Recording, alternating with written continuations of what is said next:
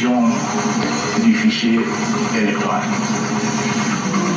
L'adoption et la promulgation de la loi électorale aujourd'hui acquise, l'établissement des listes électorales, la répartition des sièges et la convocation des scrutins qui s'en suivront, conformément au calendrier électoral publié par la CENI, nous conduisent de manière irréversible vers l'organisation des élections.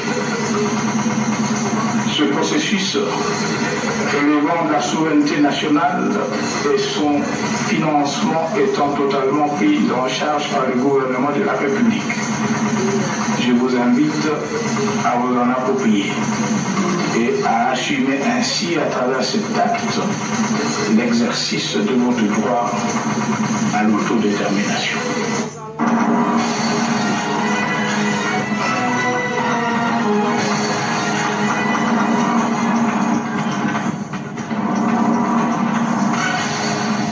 Édition sur la télévision nationale congolaise. Mesdames et messieurs, bonsoir, bienvenue aux 19h. Moins d'1 milliard de dollars américains mobilisés à la conférence de Genève en Suisse pour la République démocratique du Congo. Le gouvernement de la République a pris acte à travers le vice-premier ministre, ministre des Affaires étrangères, Léonard Okitundu, s'est exprimé sur cette question dans ce reportage de François Douela et Yvette Moukountema. On n'est pas loin du fiasco. Au-delà de tout espoir, la conférence de Genève n'a mobilisé que moins du tiers du montant espéré. 500 millions sur 1 milliard 700 millions de dollars américains, les retraits des Émirats et l'absence des pays africains en soutien à la République démocratique du Congo expliquent la faible participation à ces rendez-vous dénoncés par la RDC. Pas plus de ministres présents à la réunion ministérielle. Il y a beaucoup de pays qui ont voulu instrumentaliser cette conférence-là. Il ne faut pas l'oublier. Si on n'a pas élevé la voix, cette conférence allait être une grand-messe, une espèce de critique à formuler à l'endroit de la RDC. Comme ils ont dit, de faire un véritable travail de sape. Alors, si bien que les organisations ont quand même pris en considération cette réserve de la République démocratique du Congo et ont exclu tous les politiques. Je crois qu'on a retenu simplement des gens qui venaient parler des questions strictement humanitaires. Sur ce plan, je crois aussi notre protestation a été entendue et a été prise en considération, ce dont on peut se réjouir. Loin de la République démocratique du Congo, l'idée de s'opposer à la solidarité internationale, les pays prend acte de la tenue de la conférence. Le vice-premier ministre et ministre des Affaires étrangères et de l'intégration régionale, Léonard Okitundu. Va-t-on larguer des sacs du riz, des médicaments dans les endroits où se trouvent les populations, donc les populations vont-elles seulement être assistées aux endroits où ils se trouvent? La question posée, c'est celle de la réinsertion de nos compatriotes. Avec les moyens dont ils disposent, les gouvernements, sur instruction du président de la République, Joseph Kabila Kabange, mobilisent 100 millions de dollars américains pour l'assistance aux compatriotes en détresse, financement dont le premier décaissement est imminent. La conférence de Genève livre ses secrets. La Belgique, par des billets de son ministre de la Coopération, donne l'impression d'aimer les Congolais plus que les Congolais eux-mêmes. Dans cette chronique, Robert Ndaye dénonce cette attitude d'une nostalgie du passé. La déclaration de décor à la conférence des donateurs à Genève a choqué plus d'un Congolais. Depuis 57 ans, les colonisateurs belges ont toujours caressé le rêve d'avoir la même sur la République démocratique du Congo. Pourtant, ce qui était hier une colonie belge est devenu depuis le 30 juin 1960 un pays indépendant et souverain. L'opinion se pose plusieurs questions sur cet acharnement sur la République démocratique du Congo et ses institutions. L'histoire enseigne que depuis l'accession de la République démocratique du Congo à sa souveraineté nationale, les relations entre les pays de Lumumba, Kimpangita, Simon Kimbangu et Laurent Désiré Kabila et la Belgique sont dans des eaux troubles. Du maréchal Mobutu à Joseph Kabila en passant par Laurent Désiré Kabila de heureuse mémoire, les Belges n'ont jamais digéré déplorer la perte du Congo depuis l'indépendance jusqu'à ce jour. Lorsque l'opposition congolaise a voulu comploter contre la souveraineté du pays, c'est sur la terre des anciens colonisateurs qu'elle s'est retrouvée. Le vice-premier ministre, ministre des Affaires étrangères, Didier Reynders, a même péché, foulant au pied le règle de la diplomatie en apportant sa caution morale aux travaux de Genval, et le monde entier a été surpris de voir le même Didier Reynders recevoir entre ses mains l'acte de naissance de la plateforme de l'opposition, le rassemblement. Un panier à crabe. La Belgique, toujours elle. Lorsque le dossier comme il a sa pour éclate, la Belgique est à la première ligne en essayant de monter toute la communauté internationale contre la République démocratique du Congo et ses institutions. Elle instrumentalise l'Union européenne et les sanctions sont réclamées par elle contre les autorités de la République démocratique du Congo. Pourquoi alors un tel acharnement? Suite aux manifestations organisées par une partie de l'Église catholique sous le label du CLC, la Belgique, toujours elle, par les biais de Didier Reynders et Alexandre De Croo, ont annoncé avec pompe la révision fondamentale de la coopération avec les autorités congolaises en orientant son aide vers les organisations locales de développement. Cette fameuse aide au développement, si brillamment médiatisée par le Belge, s'élève à la modique somme de 25 millions d'euros. Que peuvent alors apporter 25 millions pour un pays 80 fois plus grand que la Belgique? La honte, c'est quand finalement l'Union européenne, poussée par la Belgique, a jeté l'éponge pour un retrait unilatéral de son texte dans l'enquête sur le massacre de 2 experts suite au bloc formé par les groupes des pays africains. Pourquoi alors était l'acharnement sur la République démocratique du Congo et ses institutions? Le chef de l'État congolais, Joseph Kabila Kabange, n'avait-il pas raison lorsqu'il affirmait sans crainte d'être contredit que les responsables belges doivent comprendre que le Congo n'est plus une colonie et que le peuple congolais est un peuple fier et déterminé à défendre sa souveraineté et son indépendance? Tous constatons que c'est la fin des aventures de Tintin et Milou au Congo. Il n'y a que les nostalgiques du colonialisme tapis en Occident et leurs pions qui se recrutent dans l'opposition congolaise pour regretter cette époque des aventures de Tintin et Milou heureusement révolue. La Belgique aime-t-elle les Congolais plus que les Congolais eux-mêmes? La déclaration d'Alexandre De Croo à Genève, les actes le contredisent. Ils affirment ce qu'ils ne font pas. Former les chefs d'organes sur l'utilisation de la machine à voter, il faut déposer la liste de doublons à la Cour d'appel du Nord Kivu et l'annonce de l'arrivée des 1000 machines à voter au Nord Kivu. C'est l'objet de la mission du vice-président de la Commission électorale nationale indépendante, Norbert Basengezi, dans cette partie du pays. C'est un reportage de notre envoyé spécial, Lopez Kakuba. C'est à 14h que le vice-président de la CENI, Norbert Basengezi Katintima, est arrivé à Goma, chef-lieu de la province du Nord Kivu. Il était accueilli ce 15 avril 2018 à l'aéroport international de Goma par le vice-gouverneur de province, Maître Feller Mutaïchirwa, du secrétaire exécutif provincial de la CENI Nord Kivu, Hubert Kassiwa, et tant d'autres personnalités.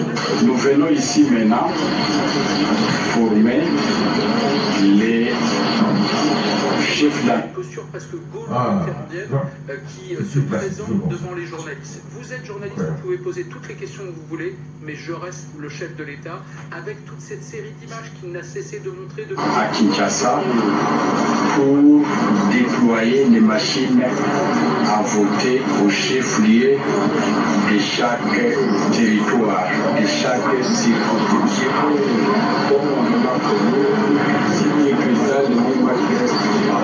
Chaque électeur puisse toucher à cette machine. Le deuxième point de notre mission, il y a des doublons, il y a même des mineurs. Nous allons déposer, comme en 2006, les noms des gens à la cour d'appel au parquet général du Nord Kivu, ici à Goma, pour que cela soit châtié. Parmi eux figurent même certains de nos agents. Nous n'avons pas besoin de tolérer telle autre personne. Peut-être qu'ils se retrouveront à nous aiser selon que les juges ou les magistrats vont les faire. Par la suite, le vice-président de la CENI, Norbert Basengezi Katintima, a tenu une réunion avec les agents et cadres de la CENI Nord Kivu. Le ministre des Médias poursuit son séjour de travail dans la province du Sankuru. Lambert Mendo Malanga a inauguré la route Wemambolo à 115 km de Lodja. C'était avant de procéder à la remise d'un don d'un couple électrogène de 200 kVA à la régie des eaux Lodja. Reportage Jacqueline Kessida. Semblable devient semblable au Sankuru. Oui, dans cette forêt vierge, dont l'âge se confond avec la durée du temps, les Congolais ordinaires ont abattu un travail inimaginable pour enfin ériger une route de 43 km de longueur et de 3,5 mètres de largeur à 110 km de la ville de Lodja pour désenclaver cette ville, véritable poumon économique de la province du Sankuru.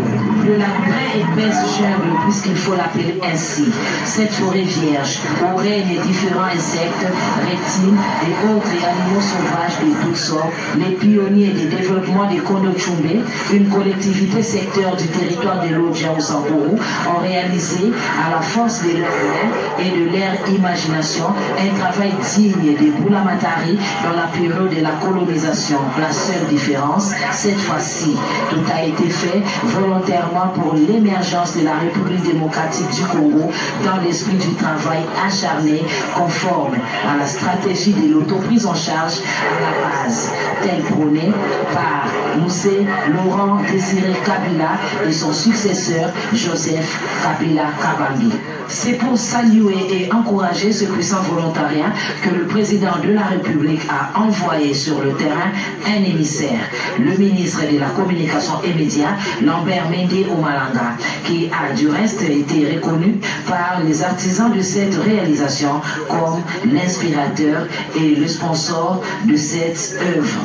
C'est parti d'Inéa à l'existence, 5 km en pleine savane, 45 km en pleine forêt vierge, dans la nature où rien n'a existé avant le programme donné par son Excellence. Le représentant du chef de l'État a procédé au lancement du trafic sur ce tronçon routier, voie d'accès des villes de Lodja et autres agglomérations du Sankuru vers les débouchés commerciaux qui sont notamment Kananga et Kinshasa par la rivière Lobefou. Le point de chute, le port Wemambolo, du nom du défunt père du ministre Lambert Mende Malanga, où accosteront bateaux et baleinières en provenance et en partance de Benadibele, Ilebo et Kinshasa. Cette action rare d'une population qui se prend en charge. Nous avons affaire à une initiative qui a été prise au niveau local, une organisation non gouvernementale. Ma modeste personne n'a apporté qu'une petite contribution avec l'appui du gouverneur de province ici présent pour mettre à la disposition de ces bras, de ces esprits de volontaires, les moyens qu'il fallait pour pouvoir tailler leur chemin, non pas dans le roc mais dans la jungle. Une cérémonie pleine d'émotions, organisée en pleine jungle, en présence du gouverneur de province, le professeur Berthold Oulungu, accompagné de l'administrateur des territoires de Lodja, Médard Elongué, et d'un groupe de notables et opérateurs socio-économiques de ces territoires. La coordination de la génération congolaise pour Joseph Kabila de la province de l'Ituri remercie le chef de l'État pour son implication pour le retour de la paix dans les territoires de Djoubou. Son secrétaire rapporteur Christian Chaouri l'a dit au micro de notre confrère Junior Selemani de la RTNC Bunia. Aujourd'hui, la ville de Bunia, chef-lieu de l'Ituri, mène une vie paisible marquée par des transformations immobilières qui rehaussent sa position au rang d'agglomération urbaine de la République démocratique du Congo. Et cela grâce à la paix restaurée par le président de la République, Joseph Kabila Kabange, avec l'appui de toutes les instances nationales mobilisées à cette fin. Maintenant, la révolution de la modernité a droit de citer dans ce coin de la République. Les opérateurs économiques du secteur de l'immobilier jouent pleinement leur rôle d'acteurs du développement. Parmi eux, Bochou Dekana, surnommé To, qui nourrit l'ambition de réussir par des actions de construction des hôtels splendides. Il rend hommage cette fois-ci au chef de l'État Joseph Kabila Kabange d'avoir pacifié l'Ituri, consolidé la cohésion nationale et la concorde. Vendredi 14 avril 2018, ce compatriote s'est confié à la presse. Bila amani haitawezekana, na ile amani Sans la paix, on ne peut rien espérer. Les troubles vécus récemment ont failli nous retarder durant plusieurs années. Soutenons le président Joseph Kabila Kabange pour qu'il nous guide dans nos affaires et à notre niveau aussi, soutenons-le pour le développement.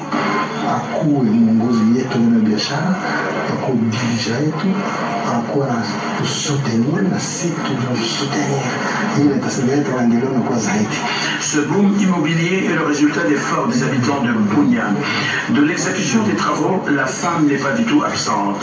À l'hôtel Cosmos, l'une d'elles, brosse en main, habillée en peintre, a attiré l'attention de tout le monde. Elle donne le meilleur d'elle-même. D'un site à l'autre, Bochou Dekana se retrouvait au chantier du quartier Ngezi, où s'érige un grand hôtel d'une quarantaine de chambres. Les belles idées à revendre se traduisent par des actions d'éclat. Que le chef de l'État ne nous abandonne pas, qu'il conçoive une stratégie de promotion de telles initiatives qui, une fois achevées, donne de la valeur à la République démocratique du Congo et de l'estime au chef de l'État lui-même. Nous ne pouvons pas ignorer le chef de l'État, Joseph Kabila Kabange, artisan de la paix, grâce à laquelle tout se réalise. Sans elle, c'est difficile. Quelqu'un qui travaille, qui a de tels projets, ne saurait soutenir ni encourager la guerre. Nous remercions sincèrement le président de la République pour la paix en Ituri. Bunia, Villefar s'exprime dans l'immobilier. L'opérateur économique de la province de l'Ituri qui remercie le chef de l'État pour la pacification de la paix dans cette partie du pays. Les femmes vivant en milieu rural à Niamibwe dans le territoire de Kaélé, nous sommes dans la province du Sud Kivu, ont reçu la visite de la ministre provinciale en charge de l'agriculture et du développement rural. Adolphine Moulay a remis des tonnes de drapeaux aux écoles de ce point du pays, commentaire Isaac Mujina. La cité de Niamibwe sera éclairée par les courants électriques. Propos de la ministre provinciale du Sud Kivu, chargée de l'agriculture et du développement rural et coordonnatrice des Amis des Mamans Olive, Adolphine Moulay-Biayoua, lors de la cérémonie de clôture des activités du mois de la femme à Niamibwe, dans les territoires des Kaléé, à 100 km au nord de la ville de Bukavu. Au nom de la première dame de la République, Marie-Olive Lembe Kabila, la ministre provinciale de l'agriculture et du développement rural a rassuré aux femmes de Niamibwe de la dotation des transformateurs électriques qui seront installés pour alimenter cette partie de la province du Sud Kivu en courant électrique.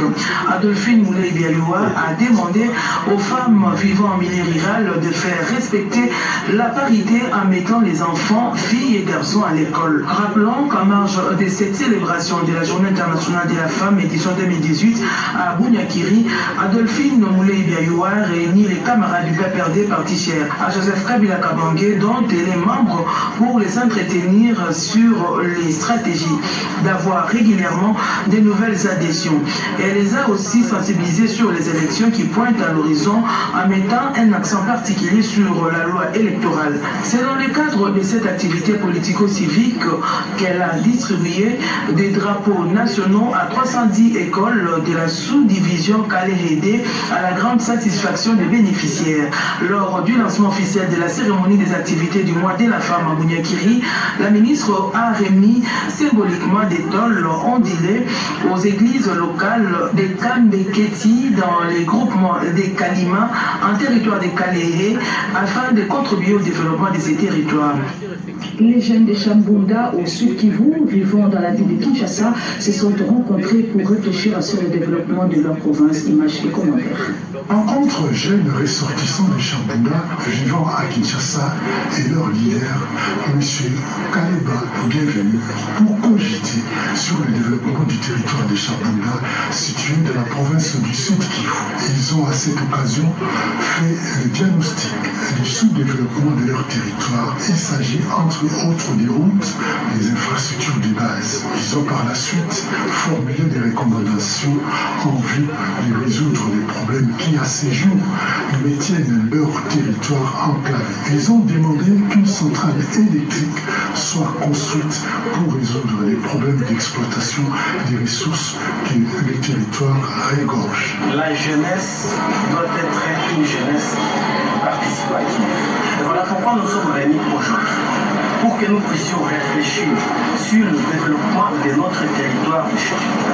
Je vous informe que le territoire de Chabunda est le deuxième territoire le plus grand de la République démocratique du Congo, après celui de Bafouassé. C'est le territoire qui a beaucoup de richesses équivalent à la province de Lualaba dans ce pays. Mais ce territoire de Chabunda est complètement oublié. Tout le plan de développement établi par le gouvernement central et provincial. Nous nous sommes dit, nous les gens de Chabunda, nous n'allons pas croiser le bras pour laisser notre territoire pourrir de la pauvreté. Nous devons nous mettre ensemble pour réfléchir pour le développement durable de notre territoire de Chabunda. Les valeurs morales, culturelles et chrétiennes doivent être cultivées auprès des jeunes à venir de demain. Le mouvement chrétien pour la solidarité et la démocratie a organisé une formation idéologique à ce sujet. Jean-René Kabamben, nous aussi ce reportage.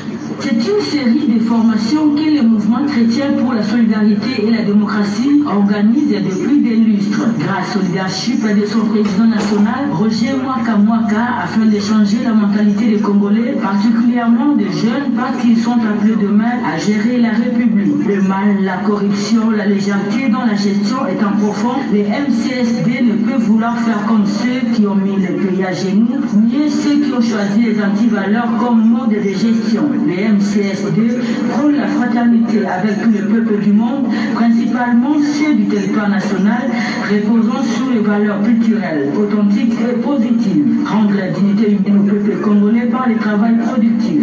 Cette formation a trait essentiellement au renouvellement de l'homme politique congolais, parce que le MCSD veut faire la différence, des choses au mieux, pour produire sur les marchés politiques les hommes et les femmes nouvellement fauchés, créés dans leur personne intérieure, pour que demain, lorsqu'ils auront à gérer la chose publique, n'est-ce pas, ils soient des hommes, qu'ils soient à la hauteur des attentes de la population.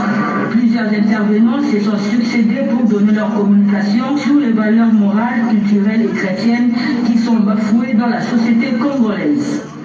L'affaire Kamwena Nsapu, branche de Kinshasa, continue avec ses audiences foraines. Le jeudi dernier, 2 prévenus ont été poursuivis, entre autres, pour la prévention du terrorisme. Dans la série du procès Kamwena Nsapu, branche de Kinshasa, en sa dernière audience du 12 avril 2018, le tribunal militaire de garnison de Kinshasa-Gombe, devant qui comparaissent plusieurs adeptes du mouvement Kamwena Nsapu, branche de Kinshasa, a interrogé 2 prévenus, à savoir Kalala Luketa Calvin et Chimbombo Pula Simon. Ces derniers sont poursuivis par le ministère public du chef de plusieurs préventions dont le terrorisme.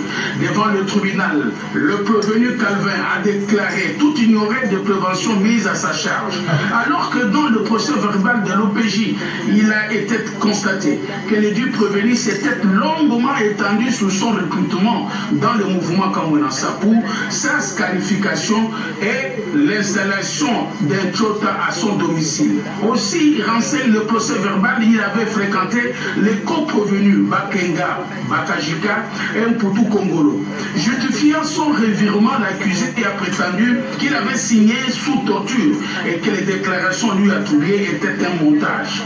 Le tribunal a aussi confronté Kalala au procès verbal du ministère public dans lequel se trouvent les mêmes déclarations.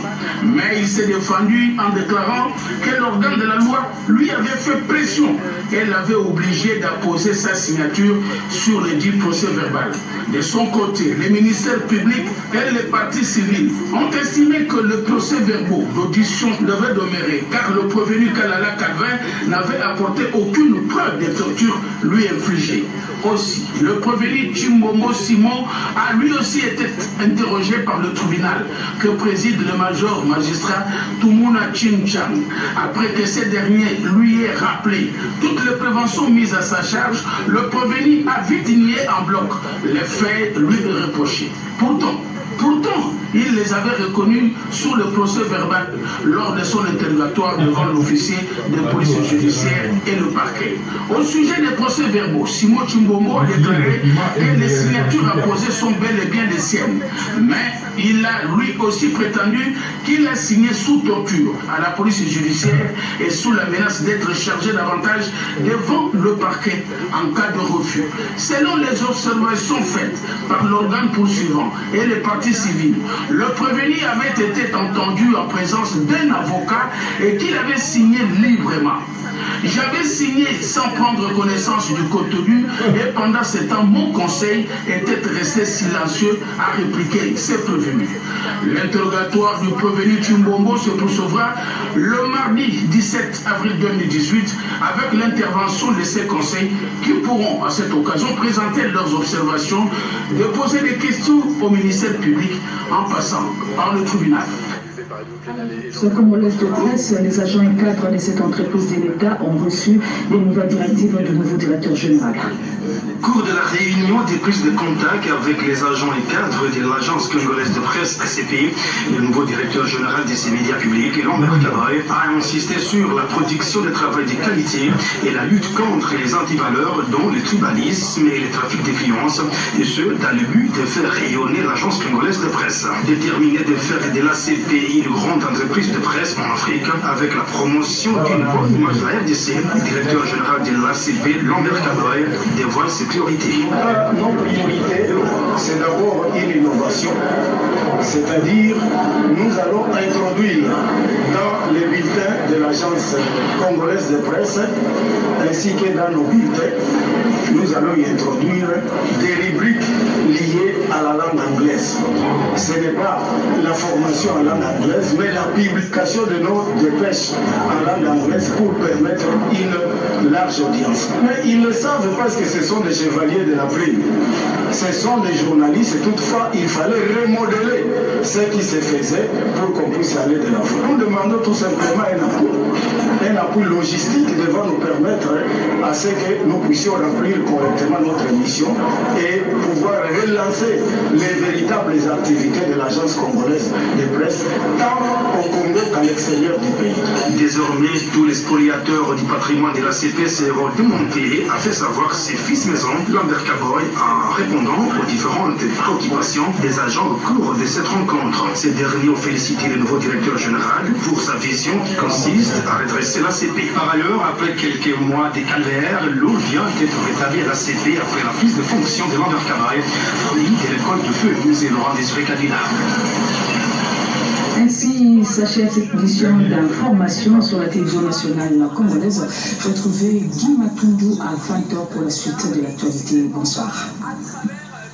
Merci beaucoup qui m'avez suivi. Nous allons suivre maintenant Macro en France.